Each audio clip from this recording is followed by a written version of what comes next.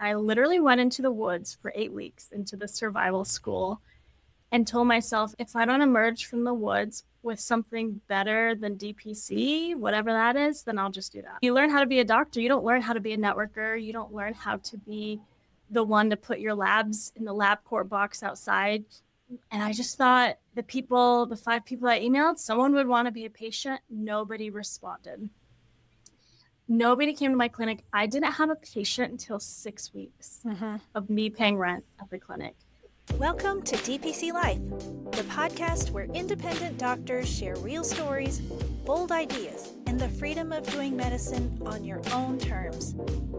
I'm your host, Dr. Ann Gonzalez, and together we'll explore the wins, the struggles, and everything in between. Let's dive in. So my guest today is Dr. Catherine Locke, a direct primary care doctor in Asheville, North Carolina, River Rock Clinic, DPC. And we met on the phone, I think a couple years ago, right before you came down. Right. When I was calling you. I think even before you started. Yeah, you had just moved, or you were about to move. We met like on the, I think DPC Docs or DPC Women, one of the groups. So Thank you for being here. I appreciate it. Yes. So let's start out with you telling us about how you got into DPC and your story, because you started kind of differently from a lot of us do. Yeah. So mine started in residency. It was my second year. My worst week was, and I quote, 140 inpatient hours in a week. It was during COVID. It was really tough. And I had, right after an inpatient rotation, a month of integrative medicine, only 40 hours a week.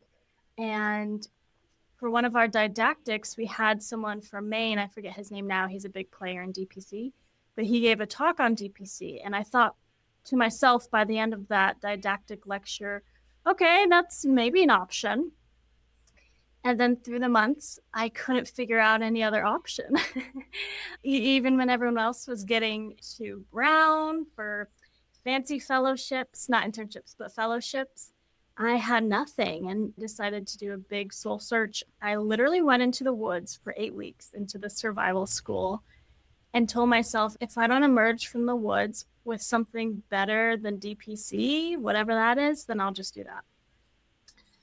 I emerged from the woods, still had no idea. So I said, okay, I guess I'll go into DPC. Love it. And so you finished, let's see, you said it was your second year of residency when you heard about it. So and then so how did you end up planning your DPC? Were you, from when you came out of the woods till you got here, did you take some time off, or from woods to clinic? Well, I moved with my now partner to Asheville, North Carolina, and I was just on all the Facebook groups. So in DPC culture, there's Facebook groups. There's DPC Docs, which I think probably has 5,000 people, men and women. DPC Women, which probably has 4,000 people. DPC Newbies, my favorite, which maybe has 2,000 docs thinking about DPC. And so I was on there. DPC Alliance, I think, has the DPC University. It's all free on their website. I listened just to hear stories because it was so bizarre to me. You learn how to be a doctor. You don't learn how to be a networker. You don't learn how to be the one to put your labs in the LabCorp box outside. I kind of had to learn all that. And I certainly did not go into it knowing 20% of kind of what would have been ideal, but you just learn along the way. I'd spent months trying to learn it, but you just have to do it. You just have to open and learn along the way. Yeah, my partner and I were just talking about that this morning, that you have the books, you have the Facebook groups, there's, the DPC University, but then until you get into it, there's some things you just don't know. It just happens. Yeah, which you don't have in the insurance model because you have all this help and everyone else knows their roles. But in DPC, it's very empowered and you just figure it out, and it's not that hard. You're right. It really is. It's a very simple model. It's really just a financial model of patient pays you $100 or so a month, and you give them direct access to them and appointments. Yeah. It's very simple. So you came to North Carolina, you got your clinic open, you were starting to hum along, and then Hurricane Helene hit. Yeah, well, even worse than that, I first opened and I had a list of 5 people who said they might want to be interested. So when I opened, it was just that I published my website. I had the clinic, I published the website, nobody came. And I just thought the 5 people I emailed, someone would want to be a patient. Nobody responded. Nobody came to my clinic. I didn't have a patient until 6 weeks of me paying rent at the clinic. It was so terrifying. I mean, the whole process of DPC was quite terrifying. It took me a year of convincing myself and building trust in myself before I could even open the clinic. And then when you open, it's, oh, shoot, I messed up in this and this and this way. We had a series of unfortunate events. One, I opened without any patients and without any wait list, which I wish I would have done and encourage other people to do if they're opening. And then we had a hurricane that destroyed my clinic, flooded it 3 feet, had a life-threatening car accident at one point. All these like horrible things happened after opening my dream clinic. So then how did you recover from all those things? For me, it was the people around me, my friends, a little bit my family, my partner, all the networking that I'd done to get patients. They're the ones that kind of came through for me when my business was flooded and I had to scrape mud off my table, when I had a car accident for my grand opening and had a 5-inch scar with multiple stitches. Like, they came out and they were helping me with the gift raffle and getting the food. It was really my business colleagues that I had networked with. Because in DPC, especially if you're a micropractice, which means you're just a doc or just a doc with an MA, it can be a little isolating. And so for me, my business community and my work community was really my colleagues with other clinics, acupuncture, other teams, really supportive. Not to mention my incredible partner. She nursed through that to help. So then after you had to move, you got a new space, correct? That you're seeing now. Yep. I love it. Thank you. It's actually a jungle. When I take patients back, I say, come on out of the jungle. So one thing that in particular I wanted you to talk about was the process coming from residency. How did you prepare? Did you specifically pick certain rotations, things like that? Because as a resident going straight into practice, I mean, you really know very little about regular practice. Yeah, I would say the answer is no. I didn't do any special rotations. In med school, I'd heard about DPC, and then I thought to the person who suggested it, wow, do you think I'm really that posh? Because I didn't understand it. I thought it was for a certain level income. I thought it was more concierge medicine, which DPC is. And in residency, I wasn't even sold on it, really. And so I really didn't do any DPC rotations. I didn't shadow anyone. The summer after residency, a lot of people take off, and I interviewed maybe 3 DPCs in Portland, Maine, and none in Lewiston, Maine, where I did residency. Started reading the books, getting on the Facebook, listening to the podcasts, and just learning. So what has been your favorite part of DPC so far? I would say, if I were to be as honest as possible, it would be the creativity. Like, as a business owner, which I never thought I'd be prior to opening, my clinic feels like an extension of my creativity. I can make it whatever I want. For example, today, for this podcast, I wanted to feel present, so I took a walk around a lake 5 minutes away. And then I'm just going to do my bookkeeping later in the afternoon. Like, I can just shift it and have what to me feels like a really meaningful life. Like, at the park today, when I went there, I was able to watch the fountain have its water kind of spray to the right, and I could see that passage of time. And to me, that is very meaningful. Yeah, definitely. And what about, you kind of talked about something that did not work. Opening, no patients. What would you have done differently?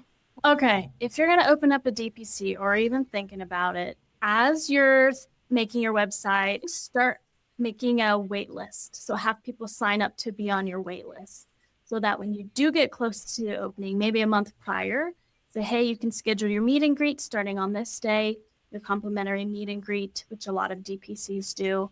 And so when you open up, you won't have 0 patients. Yeah. That's the I big mean, thing. obviously you have patients now. So how did you get those patients? What seemed to work best? Networking. Yeah. I mean, I'm in a medium-sized town of 95-ish thousand people.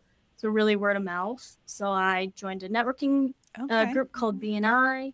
I went to various networking groups in Asheville of creatives, not so much actually, of more like health professionals or mental health or the chamber I joined. And I just try to meet as many people as possible. I learned my 1 minute elevator speech, but really it's not so much about that. It's just about a human knowing you enough to trust you to possibly refer. Who's been your best referral sources now? I'd say it's so scattered. I know I do integrative medicine. So I would say a lot of it's like acupuncturists, massage therapist, mental health therapists. Recently, I've been getting into SEO, search engine optimization, where you have to put certain words on your website. You have to post blogs every 2 weeks. And just because I want to grow faster. And I found that to be really high yield for me. Oh, yeah. Maybe it's just by chance, but I felt like it worked within a month or two. I scheduled blog posts every 2 weeks, and I didn't just chat GPT them. Like I tried to make them Asheville specific. The best blog was primary care physicians taking patients in Asheville. And yeah, a myriad of other things, but for me, it worked well. Well, that's great. Yeah, the SEO, it's not hard. It really isn't. It's just taking the time, like the blogs, to do the blogs. And now, yeah, the AI is so easy to do them. And you definitely want to edit them, put your own spin on it, make it specific to your area. Otherwise, people can spot it very quickly. This is AI. But yes, the blogs help immensely. And then on the back end, like within the website, you can put your keywords, things like that. Again, it's not hard. It's just something that if you've never done it before, you just don't know where or how, what to do. And I didn't even start looking at SEO until now. It's been 2 years in a private practice. But I think for me, from my perspective, rather, it falls in the category of things you just learn as a DPC doctor. That's not super essential, but you just learn along the way. Earlier, you said coming out of residency, you might not know a lot about practice, but I'll also add, as a doctor in America under insurance, doctors don't know much about medicine in America. They don't know how to get affordable medications. They don't know how to fight for patients. Prior auth a little bit, maybe, but some of it's like you now have the time to advocate for patients. And I think perhaps we are all learning that no matter how long. Yeah, I mean, absolutely. I think before we started learning about DPC, I mean, people would say my labs cost so much, da da da da da, and I'd be shocked because I had no idea. I mean, I had no idea how much labs cost. And then once you start learning about client bill labs and seeing how inexpensive they are compared to actually what's billed, yeah, it's just, again, it's hard to unsee once you know about it. Yeah, I think I knew the cost of one lab in residency, and that was a CBC in the hospital. I think it cost $41 or $20. And now I know what LabCorp, a private company, costs. I know what Rupa, insurance-free one, it costs $4. You just learn along the way. I mean, it really is sad. It's very sad that we didn't know about that. And I mean, how are we going to help our patients if we can't even understand it ourselves? Right. Or advocate on a policy level, like with AFP on the state or national level. If we don't understand the legalities around prior auths and how cheap medicine and primary care can be, how can we advocate? So it definitely is. There's a lot of education still needed. Yeah. And for myself, I'm still learning 2 years into it so always much. still learning new things. And I'll say the second thing, if I may, that I love about DPC is time. Like, for example, I had a patient with HIV. He's been on a prescription stable for a couple of years. I don't know if it was residency thing or family doc thing, but I've never treated it, kind of refer to ID for those medications. But now I had time to go on Curbsider's podcast and look at some CME, maybe do an hour online of video, since as patients, they're all members. So he'll probably be with me for a year. So it's worth the time. And it's really exciting to be able to not throw everything to specialties just because you don't have time. Nothing to do with is, but just because Right. there's not Yeah. enough time. Yeah. That's very true. And, people talk about, well, if all these doctors leave primary care, right, or in the fee for service to go into DPC, what happens then? You're not going to have enough doctors in primary care. Well, it's obviously it's a process, but if you think about if you have all these people who are doing direct primary care in such a higher level way of treating patients, these specialists are not going to be as busy. Nope. If you can build and create and develop more and more direct primary care doctors, then those people who would have gone into those specialties, if they see that primary care can be done in a way that is not soul crushing, and you can have a good life and you can create your practice the way you want it, then it all will balance out. I mean, if you're to guess, what percentage less specialty referrals do you have to make in DPC versus I mean, employed? there's some that obviously you have to, right? I don't do a lot of referrals anymore. I really don't. Same. Very rare. Like maybe cardiology for a tilt test if they really want like a POTS diagnosis. But really, maybe dermatology if they have history of melanoma, but rarely. very And usually in previous practice, I would think, all right, so 3 strikes. If I try something 3 times, I can't figure it out, you're out. That 3 strikes has been lengthened now. It's more than 3 at this point because the time, a few strikes. But yeah, definitely, I just don't refer as much to specialists because the time, you're like, well, I do know about this and I have time, so let's work on this. And we're so well trained as physicians. Our training's so long, we do it. Right. In primary care, just such broad spectrum. So definitely. Well, you mentioned Rupa Health, and that's something I've heard about before, and I know that it's a lab service. Tell us more about that. Yeah, so Rupa Health is a private lab company, just like LabCorp, except they're all online. And so you can't go to like you could a LabCorp in your town. But what's cool about them is they compare, I don't know how many, like 15 to 100 labs, so not just LabCorp, for prices. So for example, CBC, I think on there is $4 at LabCorp for me through client billing, where you pay the bill, so they give you a discount. I think, I don't know, LabCorp is maybe $20. And so it's really cheap. Yeah, it's really cheap. They have like hormone testing, which I know you're more into the menopause hormone stuff. They have hormone testing, more functional tests, which I'm just starting to get into, but no insurance is a caveat, which half the time, I just made that number up, but half the time it's cheaper to not use any insurance for labs. Definitely. Labs are cheaper, first off, and then you also pay less. But you can send them to LabCorp if you choose their LabCorp option, or you can draw them at your office as well. For Rupa Health? Okay, so then LabCorp will draw it and then send it off to Rupa Health? Is that how it works? That's one way. The other way is your office draws it and you send it in the mail. And so... And they all the stickers. They give you everything. Yeah, it's cool if you don't send them to LabCorp. What's the turnaround then for your labs if you're sending to Rupa Health? I've only done it maybe 2 or 3 times, but they use LabCorp's. Depending on the lab, you can choose which lab within Rupa, and you can actually choose LabCorp. And it's about the same, maybe a couple days later than LabCorp. Yeah. I asked you the question and I forgot to listen. Did you say Alliance? No. Actually, I don't know. I'm not sure if they are on DPC Alliance. We use healthcare procurement solutions. And I know if we do our, kind of like your annual lab panel, for example, and we don't mark up. I think we mark up our labs like 10%, which is 5 cents. It's very, very small. About $20, $25 for a lipid, a CMP, a CBC, TSH. Maybe an A1C in there. I can't remember, but it's not a lot. It's definitely worth it for people with a high deductible. Yeah. So we'll figure that one out.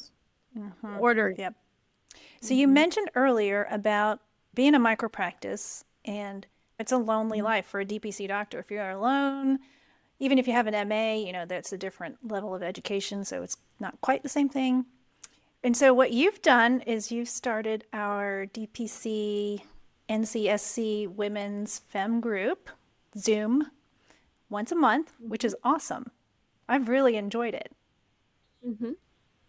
Along with your help. So this was after the hurricane of being completely destroyed, volunteering for 2 or 3 weeks. Like my patients didn't need anything because we were all literally just trying to get water and feed our neighbors. And afterwards, it was Mm-hmm. such suffering, Yes. truly, in Asheville, North Carolina. But afterwards, for the next year, it's now been a year since a hurricane, I've been on this journey of learning mutual aid. Mm-hmm. I just finished this book here called Mutual Aid by Dean Spade and started just my own versions, dipping my toe. I started this medical mutual aid table. We have Narcan, fentanyl, test strips, COVID, Diva cups. My members drop by pill bottles they're not going to use, diapers they're not going to use, and then other members and their family members and kids can pick it up. I do veteran disability exams too, so my vets can also Mm-hmm. benefit from it. That's a small way of doing medical mutual aid, but it's this whole idea that we don't need to compete Mm-hmm. with each other. Particularly DPCs. In the state of North Carolina, where 30% of patients don't have a primary care doctor, we are Right. not in competition with each other. And that is a constant learning for me too, because we get used to this idea of competition and being ahead of the crowd. And some of that's true. We are in capitalism. That's just a fact, an economic fact. But there's another piece of humanity, which is collaboration, actually, to Mm-hmm. get stronger and get ahead with each other. And so that inspired me to have monthly women's circles with North Carolina DPC doctors. And we went from, I think, having 4 people the first time in March to our last two Mm-hmm. had 9 Yeah. or 10 people in Yep. circle. And it's a great group Incredible. because there are some more seasoned DPC doctors there. And then there was one who was just thinking about, she's not quite there yet, but she's thinking about going into DPC. And so it was a nice spectrum to be able to give a good, kind of background 10,000-foot view of DPC to her in particular. Yeah, right. Like it feels so good to be able to help other people who are wanting to get possibly, well, I don't know, but possibly out of their employed positions Mm-hmm. and make that huge leap. For me, women's circles, I'm becoming more and more a part of them. I believe that as women, we do things differently. We're more involved with our patients. Our patients feel more comfortable reaching out to us more frequently and more in depth, getting more into the root cause of their disease. I truly believe that Mm-hmm. us women doctors do things differently. And so for me, hosting these women's group is a way for me to relearn that as women, we do Mm-hmm. have power in this world. And it is Yep. very And so that is, and it didn't take much to kind of launch that. We just started it on Zoom, and all you got to do is collect the mhm, emails and invite people. So if anyone's listening, different states, if you want to start doing this, it's very simple.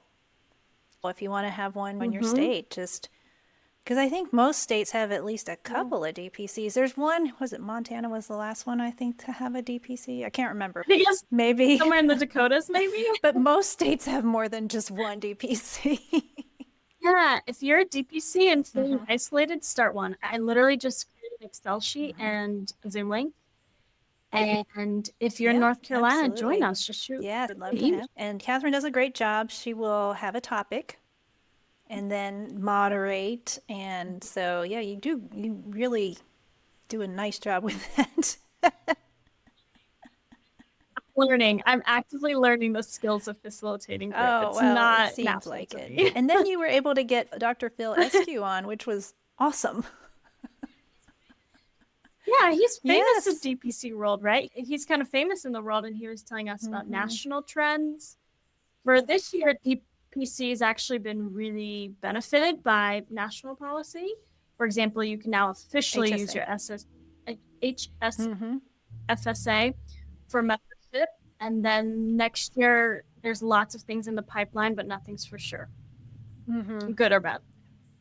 Things are always changing, but yeah, it was a nice update. And I was glad he was there because I told the group that we're hiring a nurse practitioner now. And we had a question about, does she have to opt out of Medicare And I had gotten some varying answers, like reading off the Facebook groups. And so that was perfect. I thought, if anyone is going to know, it's going to be Dr. Eskew. Yes. Okay, so you're hiring an NT for listeners who are coming out of residency or med school right now. And if they're thinking about joining a DPC practice rather than starting their own, is that someone you'd consider hiring? Us?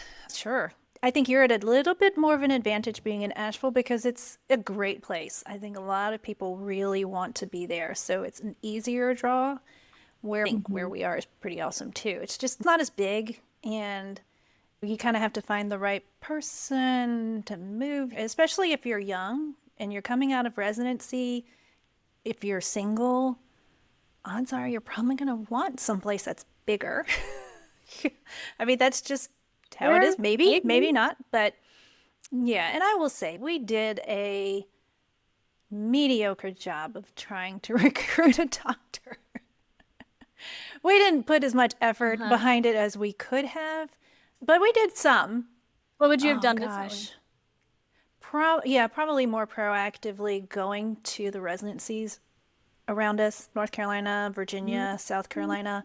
The big institution, which residencies are often a part of, the big corporate medicine institutions and hospital systems have some loan repayment, often are like profit if you're PSLF loan repayment. Which I feel like the DPC community, I'm not aware of any, and I'm not aware of us actively having any movement in that area, trying to solve that PSLF with getting new physicians. Like, I don't know of any nonprofit DPCs off the top of my head that you could go work for and still qualify for PSLF, for example. That's a good question. There are a few nonprofits, but as far as are they able to provide that? That's a good question. Yeah, I feel like that's probably inhibiting a lot of young docs from joining DPC, starting their own or joining. Yeah, but definitely joining. I think if I'd known there was a DPC that was already established in our area, then I might have joined instead. Yeah, definitely. I mean, even in Asheville, we have a very high percentage, like per capita, of DPCs. I know at least one who's definitely hiring, and I think all of them are open to hiring, including myself. So I think the opportunities to join are. So are you ready to hire another physician? Not yet. I'd love to hire another doc who's a different generation than me too. Maybe in a year or so, or half a year or so. And different generation. I would like older, just to diversify my practice. And it's just would be really incredible to run things past them, right? Like in DPC, you have so much time to research stuff and to feel really sure, but it would be really nice to have an older doc. Just to say, hey, does this plan generally sound pretty good? Yeah. And I appreciate having a partner that it's to talk to at the practice to say, hey, what about this? And vice versa. Yeah, sounds good. But let's take a look around your office if we can. Yes. Yeah, a little tour. I'll give you the tour that I give all my patients on the first and then day let's describe it too for people who are on audio only. Yes. Good podcaster, doctor. So they walk into this door. She's got a nice double door. And they come into the jungle with all these plants. Here's a little waiting room. And then I got, throughout the couple of years, come up with different materials. For example, I print my patient membership agreement, all the offerings so that they know that they can get. I have medical mutual aid table. A fountain is usually on. It's one of these great big wall fountains. That looks very relaxing. Yes, and I inherited it. I could never have afforded it. But it's so relaxing, and if I don't turn it on, then patients get sad and ask me to turn it on. So now you can hear it's on, so you're a happy patient like mine. And then I bring them over to this tea station and say, while you're waiting, please feel free to get some tea. Some local tea is what I show them how to see, because their waits are literally 10 minutes, if not 2 minutes. Yeah. But and the waiting room is not big. There's 4 chairs in there. Yeah. Yeah, but it's a nice size. Yes. Yep. And then I lead them to this room, which is a little bit bigger, which is my office. I say all appointments are 45 minutes on average. I show them then everything that's included in the membership. I say, here's my medical exam table, which isn't even medical. It's like a PT table, but it works. So I do osteopathy on there because I'm a DL. I show them the microscope here. If they're uninsured, we can do things microscope. So speaking of all this stuff, I did not start out with, by the way, that I'm showing you. I collected a lot of it throughout the last 2 years. Don't feel like you need all this. You do not. You need less. Oh, that I'm jealous. She's got a bri mill. Amazing. So it's a mini cryotherapy gun. And this one took me a year and a half to so you bought it straight up from the manufacturer. Oh my gosh. No, I was able to get it used, but you have to get the tank, so it's still like 2 or 3 Oh, right. grand. And then you have to get the tank refilled because it evaporates. Exactly. And then I'm leading you to my back office, and I just show patients the lab area. I show them the pap smear stuff. I show them stitches stuff. I show them point of care labs, abscess drainage stuff, STI testing, just so they know what's all included in the membership and that we can take care of 90% And that was just a little storage area with some shelves and everything is stored back there. Draw them just right there in your exam room? I do it in my exam room. I hire a mobile phlebotomist to come every other Thursday. If I get bigger, I would love to hire a nurse who has phlebotomy skills and have her every day. Yeah, that's interesting. So I don't know of anyone who, I'm sure there's people who do it, but I hadn't heard of hiring a phlebotomy service. I imagine just it has to be probably a bigger city that you can do that. Yeah, I think she might be the only one in Asheville, North Carolina, who's mobile. You'd have to Google mobile phlebotomy services in your town. And I pay $40 a draw, which is a lot. That's like half of a membership for a month, but it's a whole lot cheaper than paying a nurse when I'm not ready for one. So how many lab draws do you do a week, you think? Anywhere from, it's every other week. So on lab draw days, anywhere from 1 to 6. Yeah. And they just schedule through you. Okay. Schedule through me, yep. Well, I tried to learn how to draw blood. I was really good at it at the beginning, and then somehow I got really bad at it. I want the best for my patients. I don't want them to be traumatized. A lot of them come from medical trauma. So for me, that's one of the things that's worth it for me to pay. Yes. And we don't draw labs currently. We're trying to get it. We're trying to hire a nurse eventually to do that for us too, but similar. Yeah. We've been talking with a nurse and this is one thing. So the nurse practitioner that we're hiring, she used to work with us, or we all used to work together at the same practice. So we know her very well. And this other nurse that we are hoping, crossing fingers, to hire to do lab draws and some other stuff, some intake and some other stuff around the office. She was my assistant like in 2011 at my previous office. Yes. So she was my assistant. She had started out in the lab and then was a CMA. And then she went to nursing school. And this is great. She and her daughter graduated in the same nursing class. Oh, whoa. Yeah, I feel like the DPC docs that I know, especially ones that didn't do it right out of residency, that's almost always the story, is that the help that they found was from their insured practice.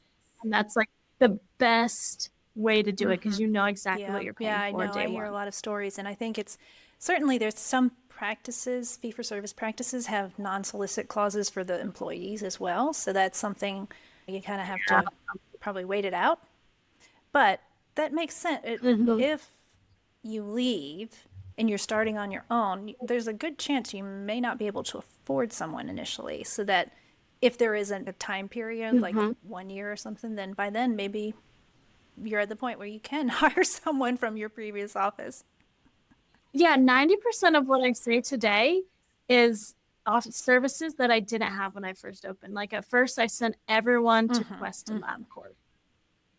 I didn't have $40 a day to hire a phlebotomist. Yeah, definitely.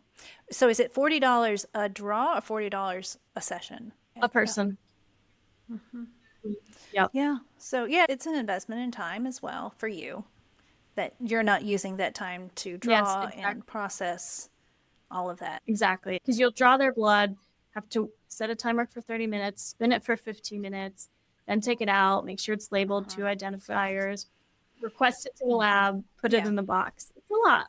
When I was starting, it was nothing. I had all the time. Now, you definitely have more going on.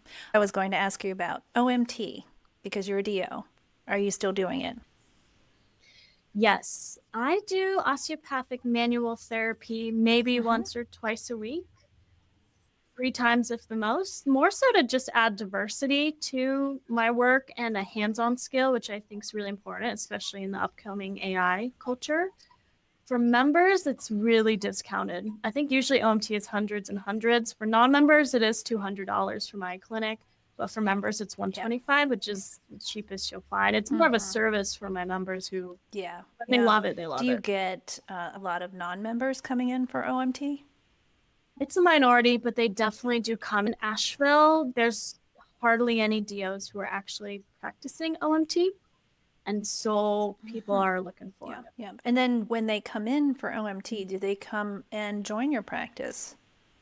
I think they almost all have except one. Yeah, that's funny. I hadn't realized that. Yeah, because I mean, you walk in and it feels so much different than a usual clinic. So for anyone who's thinking about starting that, it's one way, to get people in the door. Oh, good idea. Yeah. Yes, absolutely. It's becoming more and more rare. 3%, I think, now is the number of DOs actually do OMT. So that would be huge to get people on the. I didn't realize it was so low. I think it's something that's suffering because of fee-for-service. There's no time for it. Yeah, which is odd. I think you can double bill it as a 9214 plus the procedure code.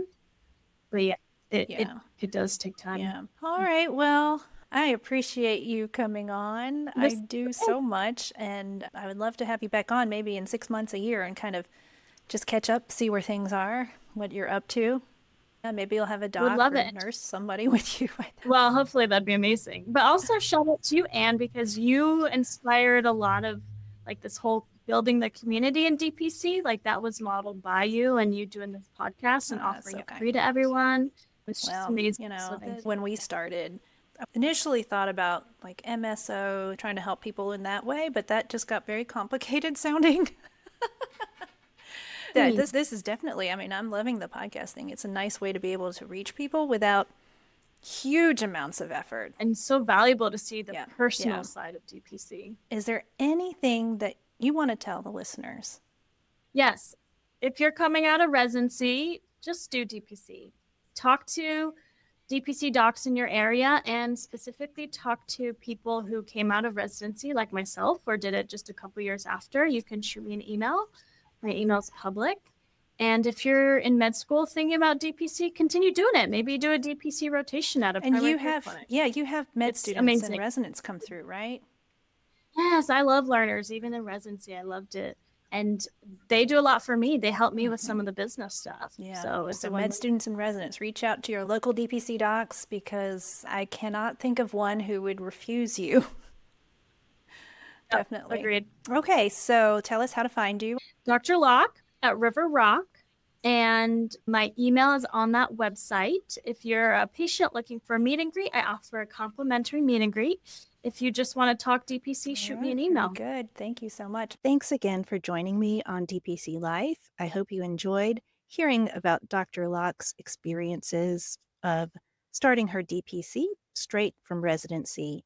So I hope that this will help other residents and maybe other physicians who are already in practice and maybe will tip you over and get you started on your own DPC journey.